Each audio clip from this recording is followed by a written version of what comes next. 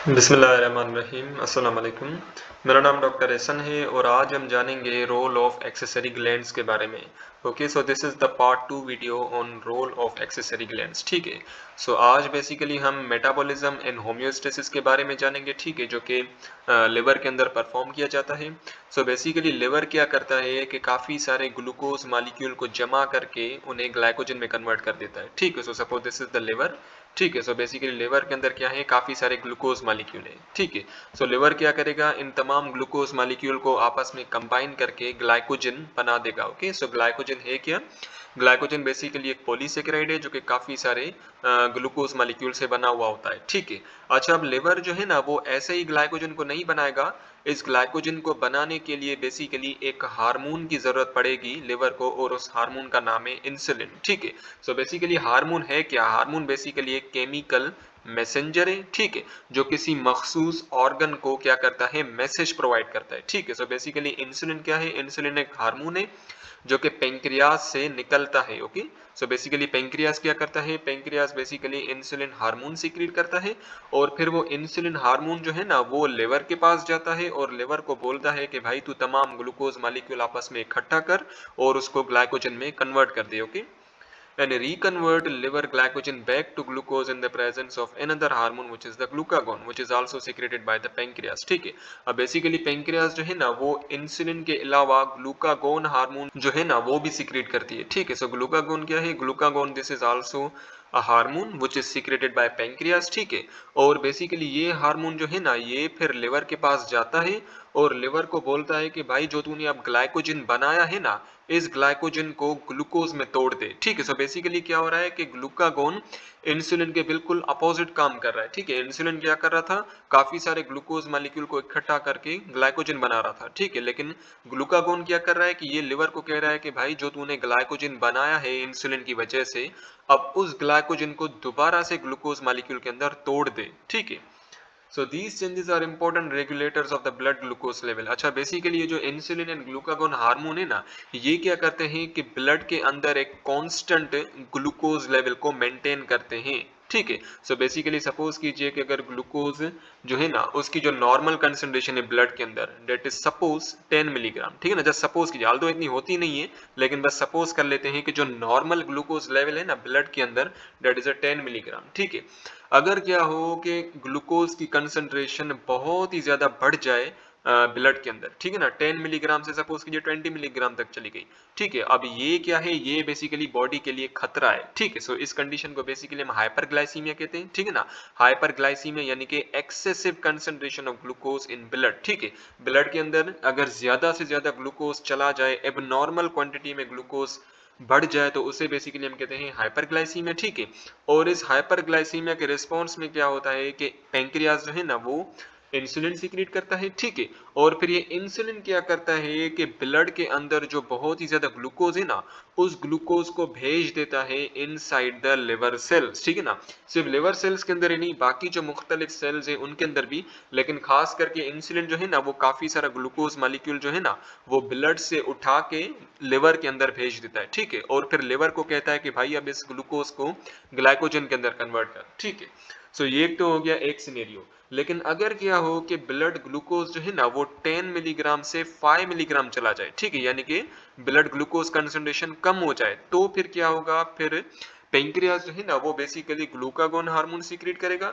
अब वो glucagon hormone क्या करेगा कि लिवर के अंदर जो ग्लाइकोजन स्टोर्ड है ना उस ग्लाइकोजन को तोड़ेगा काफी सारे ग्लूकोज मालिक्यूल के अंदर। ठीक है, और फिर वो जो काफी सारे ग्लूकोज मालिक्यूल है ना वो लिवर से ब्लड के अंदर भेज देगा, कौन, ग्लूकागोन। ओके, सो ऐसे बेसिकली ये क्या करते हैं कि ब्लड ग्लूकोज लेवल को रेगुलेट करते हैं, मेंटेन रखते हैं। Okay, so it converts the stored fat to a form in which it can be used by the tissue to provide energy। अब बेसिकली क्या होता है कि लिवर के अंदर जो है ना वो चर्बी भी स्टोर हुई हुई होती है। ठीक है ना, फैट भी स्टोर्ड होता है। ठीक है, फैट स्पेसिफिकली ट्राइएसाइल ग्लिसरॉल जो है ना वो स्टोर्ड होता है। ठीक है, अब बेसिकली क्या होता है कि ये जो लिवर है ना, लिवर क्या करता है कि इस फैट को तोड़ देता है into the fatty acid and glycerol. देखिए ट्राइसाइल ग्लिसरॉल किससे बना हुआ होता है, ट्राइसाइल ग्लिसरॉल 3 फैटी एसिड से एंड ग्लिसरॉल से बना हुआ होता है। ठीक है, सो ये लिवर क्या कर रहा है कि इस ट्राइएसाइल ग्लिसरॉल को तोड़ आए into the fatty acid and glycerol, ठीक है। अब इन्हीं फैटी एसिड एंड ग्लिसरॉल से बेसिकली एनर्जी हासिल की जाएगी, ठीक है ना। यही फैटी एसिड एंड ग्लिसरॉल बाकी जो टिश्यूज है बॉडी के वहां पे चले जाएंगे, फिर वहां पे बेसिकली उन फैटी एसिड एंड ग्लिसरॉल की ब्रेकडाउन होगी, जिससे बेसिकली वो टिश्यूज जो है ना वो एनर्जी हासिल करेंगे, okay. So the liver, it is also involved in the deamination of amino acid, thereby removing the nitrogenous portion from the amino acid which are not required for the formation of new protein. Hence urea is formed from this nitrogenous portion which is excreted in the urine. अब basically क्या होता है कि जो amino acid होता है ना, amino acid के पास क्या होता है, कार्बोसिल ग्रुप होता है, ठीक है ना, सॉरी अल्फा कार्बन होता है, ऊपर बेसिकली हाइड्रोजन होता है, ठीक है ना, नीचे रेडिकल ग्रुप होता है, और यहाँ साइड में बेसिकली एक तो कार्बोक्सिल ग्रुप होता है, ठीक है, और दूसरा अमाइनो ग्रुप होता है, ठीक है। अब बेसिकली क्या होता है कि लिवर के अंदर कुछ ऐसे अमाइनो एसिड भी होते हैं जो कि प्रोटीन सिंथेसिस के लिए रिक्वायर्ड नहीं होते, ठीक है। देखिए प्रोटीन किससे बना हुआ होता है, प्रोटीन अमाइनो एसिड से बना हुआ होता है ना, लेकिन लिवर के अंदर कुछ ऐसे भी अमाइनो एसिड होते हैं जो कि प्रोटीन बनाने के लिए नहीं चाहिए होते, ठीक है। सो बेसिकली क्या होता है कि लिवर क्या करता है कि उस अमाइनो एसिड का जो अमाइनो ग्रुप है ना उसको निकाल देता है, ठीक है ना। ये अमाइनो ग्रुप भी इसने निकाल दिया, और अमाइनो ग्रुप के साथ साथ इसने हाइड्रोजन को भी निकाल दिया, ठीक है। सो NH2 के साथ जब हाइड्रोजन मिलेगा तो ये बन जाएगा NH3, ठीक है ना, ये बन जाएगा NH3, this is the ammonia. अब ये अमोनिया जो है ना ये बेसिकली यूरिया के अंदर कन्वर्ट होगा, ठीक है ना। अमोनिया क्या करेगा, अमोनिया बेसिकली यूरिया को बनाएगा, and urea this is the nitrogenous waste compound, ठीक है ना, ये बेसिकली एक वेस्ट कंपाउंड है, बॉडी को नहीं चाहिए होता, ओके। सो बेसिकली ये क्या होता है कि ये पेशाब के थ्रू हमारे बॉडी से एलिमिनेट आउट हो जाता है, ठीक है। सो लिवर क्या करता है कि यूरिया की फॉर्मेशन करता है, ठीक है। यूरिया की फॉर्मेशन कैसे करता है, बेसिकली जो नाइट्रोजनस पोर्शन होता है ना, जो अमाइनो ग्रुप और hydrogen group from the amino acid, उसको निकाल देता है और उससे बेसिकली अमोनिया बनाता है, फिर अमोनिया बेसिकली यूरिया के अंदर कन्वर्ट हो जाता है, और यूरिया जो है ना वो यूरिन के अंदर एक्सक्रीट हो जाता है, ठीक है ना, और फिर हमारे बॉडी से एलिमिनेट आउट हो जाता है। It also breaks down the genetic material of the worn out cells of the body to form the uric acid which is excreted in the urine. Basically क्या होता है कि हमारे बॉडी के अंदर कुछ ऐसे भी सेल्स होते हैं जो कि डेड होते हैं, ठीक है ना, डेड सेल्स होते हैं, हमारे ब्लड के अंदर कुछ डेड सेल्स भी होते हैं, ठीक है। अब वो डेड सेल क्या करते हैं कि लिवर के पास जाते हैं, ठीक है।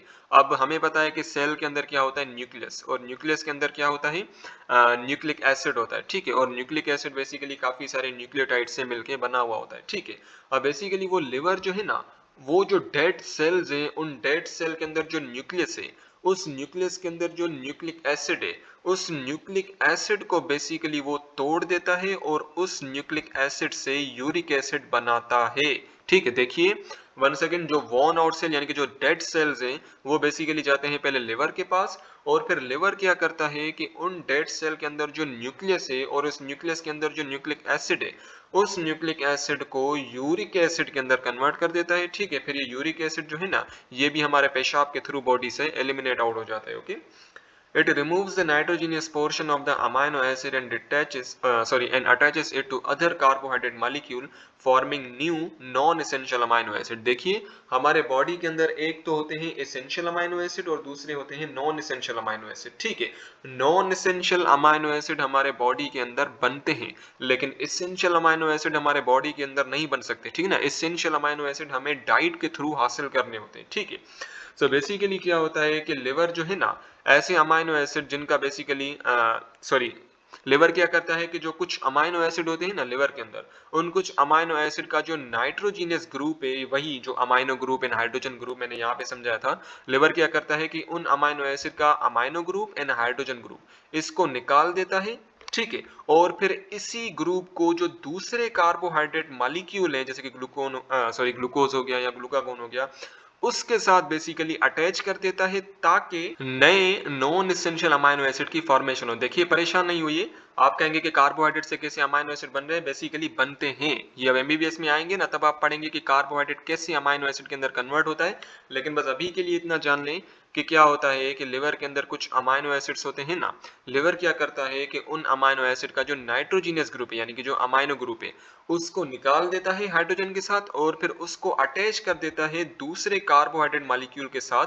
वो वाले कार्बोहाइड्रेट मॉलिक्यूल जो कि उसी लिवर के अंदर मौजूद है, ठीक है।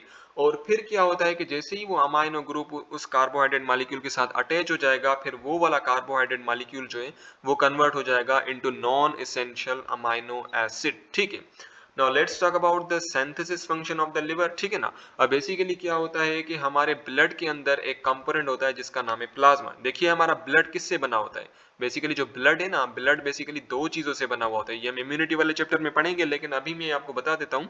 ब्लड बेसिकली दो चीजों से बना हुआ होता है, एक बेसिकली होता है ब्लड सेल्स, ठीक है, और दूसरा होता है प्लाज्मा। ठीक है, ब्लड सेल के अंदर बेसिकली तीन ब्लड सेल्स आ जाते हैं, RBCs, red blood cell, white blood cell and platelets. ठीक है, और जो प्लाज्मा होता है ना, प्लाज्मा प्लाज्मा बेसिकली 90% तो पानी से भरा हुआ होता है। ठीक है, और 10% बेसिकली कुछ ऑर्गेनिक एंड इनऑर्गेनिक कंपाउंड से भरा हुआ होता है। ठीक है, और इसी 10% ऑर्गेनिक एंड इनऑर्गेनिक कंपाउंड्स के अंदर बेसिकली कुछ प्रोटीन्स भी आ जाती हैं। ठीक है, सो वो वाली प्रोटीन जो कि प्लाज्मा के अंदर मौजूद है, उन प्रोटीन को हम कहते हैं प्लाज्मा प्रोटीन। ठीक है, और प्लाज्मा किसका कंपोनेंट है, प्लाज्मा बेसिकली ब्लड का कंपोनेंट है। ठीक है, सो बेसिकली जो प्लाज्मा प्रोटीन्स होती है ना, जैसे कि अल्बुमिन हो गया, ठीक है ना, अल्बुमिन क्या है, this is a plasma protein. Globulin हो गया, globulin this is also the plasma protein. Fibrinogen हो गया, fibrinogen this is also the plasma protein.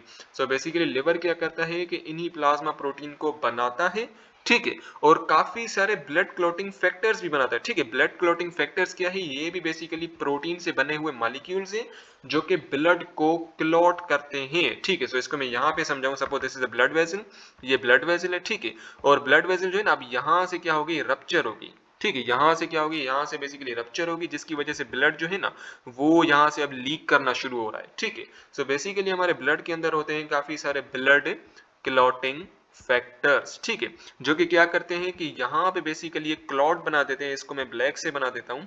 So basically blood clotting factor क्या करते हैं कि यहाँ पे बेसिकली क्लॉट बना देते हैं ताकि ब्लड जो है ना वो यहाँ से लीक ना कर पाए। ठीक है, सो बेसिकली जो ब्लड क्लॉटिंग फैक्टर्स है ना, ये 13 होते हैं। ठीक है ना, 13 ब्लड क्लॉटिंग फैक्टर्स होते हैं, जैसे कि फिब्रिनोजन हो गया। बेसिकली यही ब्लड क्लॉटिंग फैक्टर्स क्या करते हैं कि ब्लड को क्लॉट करते हैं। ठीक है ना, क्लॉट बना देते हैं एक, ताकि ब्लड जो है ना वो लीक होने से बच जाए। Okay, from the available amino acid occurs in liver. अच्छा, बेसिकली लिवर जो है ना ये ब्लड क्लॉटिंग फैक्टर कहाँ से बनाता है, ब्लड क्लॉटिंग फैक्टर जो कि अमाइनो एसिड उस लिवर के अंदर मौजूद है, उसी अमाइनो एसिड से ये ब्लड क्लॉटिंग फैक्टर बनाता है। ठीक है, और लिवर जो है ना ये बेसिकली विटामिन ए की भी सिंथेसिस करता है फ्रॉम द कैरोटीन। ठीक है, कैरोटीन क्या है, कैरोटीन बेसिकली एक केमिकल कंपाउंड है जो कि कैरेट के अंदर मौजूद होता है। ठीक है ना, गाजर के अंदर मौजूद होता है। ठीक है, फिर जैसे ही ये कैरोटीन लिवर के अंदर जाता है तो लिवर क्या करता है, इसी कैरोटीन को विटामिन ए के अंदर कन्वर्ट कर देता है। Okay, Now let's talk about the breakdown function of the liver.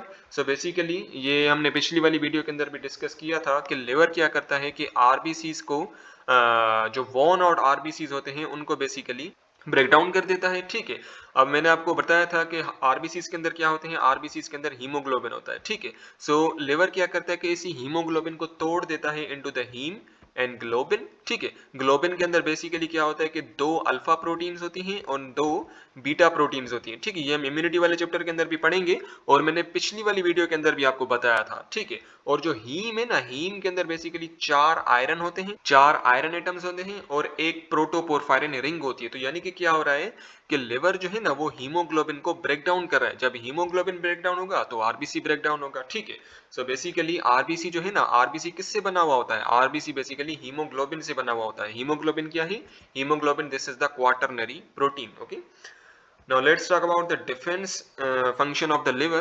So liver के अंदर बेसिकली एक सेल्स होते हैं जिन्हें हम कहते हैं मैक्रोफेज। ठीक है ना, ये भी हम इम्यूनिटी वाले चैप्टर के अंदर पढ़ेंगे। मैक्रोफेज क्या है, मैक्रोफेज बेसिकली एक WBC है, एक व्हाइट ब्लड सेल का टाइप है। ठीक है, मैक्रोफेज को बेसिकली हम कपफर सेल्स भी कहते हैं। ठीक है, मैक्रोफेज कह लें या कपफर सेल कह लें, बात एक ही है। ठीक है, और मैक्रोफेज क्या करते हैं कि मैक्रोफेज बेसिकली फेगोसाइटोटिक फंक्शन परफॉर्म करते हैं। ठीक है, सो इसको मैं यहाँ पे समझाऊं, suppose this is a macrophage, ये मैक्रोफेज है। ठीक है, and this is the bacteria. ठीक है, ये क्या है, this is the bacteria and this is the macrophage. So basically ये मैक्रोफेज क्या करेगा कि इसी बैक्टीरिया को फेगोसाइटोसाइज कर देगा, यानी कि इसको खा जाएगा। ठीक है, सो सपोज कि ये बैक्टीरिया यहाँ पे आ गया, अब इस मैक्रोफेज ने क्या किया कि इसको चबा लिया। ठीक है ना, इसको खा लिया और ये बैक्टीरिया जो है ना अब इस मैक्रोफेज के अंदर आ गया। ठीक है, सो बेसिकली फेगोसाइटोटिक फंक्शन परफॉर्म करता है मैक्रोफेज। ठीक है, और मैक्रोफेज को बेसिकली हम कपफर सेल्स भी कहते हैं। ठीक है, सो वो वाले मैक्रोफेज जो कि लिवर के अंदर मौजूद होते हैं उन्हें हम हेपेटिक मैक्रोफेज भी कहते हैं, ठीक है, हेपेटिक यानी कि लिवर, ठीक है।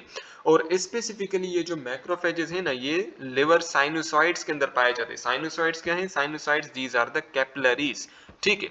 ये क्या है? Sinusoids basically these are the capillaries. So liver के अंदर जो कैपिलरीज होती है ना, उन्हें हम साइनोसॉइड्स कहते हैं, ठीक है। सो ये साइनोसॉइड्स के अंदर पाए जाते हैं, ओके।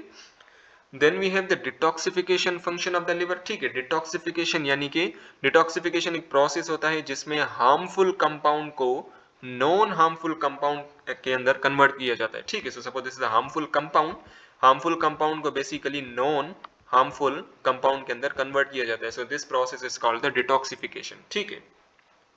सो लिवर क्या करता है कि बेसिकली ड्रग्स की और दूसरे जो नॉक्शियस यानी कि जो डेंजरस सब्सटेंसेज हैं उनकी क्या करता है? डिटॉक्सिफिकेशन करता है, ठीक है। सो ड्रग्स की भी डिटॉक्सिफिकेशन करता है और बाकी जो नॉक्शियस सब्सटेंसेज होते हैं जैसे कि इथेनॉल हो गया, ठीक है ना, या बाकी जो टॉक्सिन्स हो गए जो कि माइक्रोब्स प्रोड्यूस करते हैं उनको बेसिकली क्या करता है? डिटॉक्सिफाई करता है, ठीक है। देखिए अल्कोहल जो है ना, alcohol this is the ethanol, क्या है? Ethanol this is the alcohol, ठीक है। ये आप केमिस्ट्री के अंदर पढ़ेंगे। So ethanol this is the type of alcohol. So alcohol क्या है? ये नॉक्शियस कंपाउंड, ये डेंजरस कंपाउंड है, ठीक है। लेकिन लिवर क्या करता है कि इसको भी डिटॉक्सिफाई कर देता है। सिमिलरली जो कुछ माइक्रोब्स होते हैं ना, माइक्रोब्स यानी कि कुछ ऐसे माइक्रो ऑर्गेनिज्म जैसे कि बैक्टीरिया हो गए या वायरसेस हो गए, वो कुछ टॉक्सिक कंपाउंड सीक्रेट करते हैं, ठीक है। सो लिवर क्या करता है कि उन टॉक्सिक कंपाउंड को भी डिटॉक्सिफाई कर देता है, डिस्ट्रॉय कर देता है, okay. Then we have the inactivation of the hormones. Hormones मैंने आपको बताया था, hormones these are the chemical messenger. So liver क्या करता है कि जो कुछ हार्मोन्स है ना, जैसे कि इंसुलिन हो गया, ग्लूकागोन हो गया, कॉर्टिसोल हो गया, एल्डोस्टेरोन हो गया, थायराइड हार्मोन्स हो गए एंड सेक्स हार्मोन्स हो गए, ये हम सेकंड ईयर के अंदर तमाम डिटेल में पढ़ेंगे।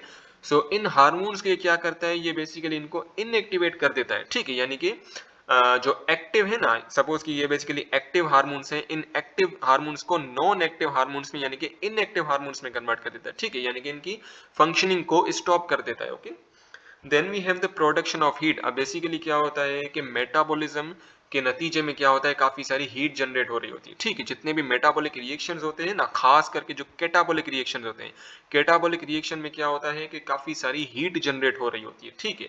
सो basically considerable amount of heat has been generated due to high metabolic activity and produces a great deal of heat, ठीक है। बेसिकली लिवर क्या है? This is the metabolic factory, because carbohydrate की मेटाबॉलिज्म, लिपिड की metabolism, protein के metabolism, तमाम metabolism जो है ना वो लिवर के अंदर ही परफॉर्म हो रही होती है, जिसकी वजह से ग्रेट डील ऑफ हीट यानी कि बहुत ही ज्यादा हीट जो है ना वो प्रोड्यूस हो रही होती है, ठीक है। सो इस वजह से लिवर को हम कहते हैं this is the main heat producing organ of the body, ठीक है। लिवर क्या है? This is the main heat producing organ of the body. सबसे ज्यादा जो हीट प्रोड्यूस होती है ना वो बेसिकली लिवर के अंदर ही प्रोड्यूस होती है।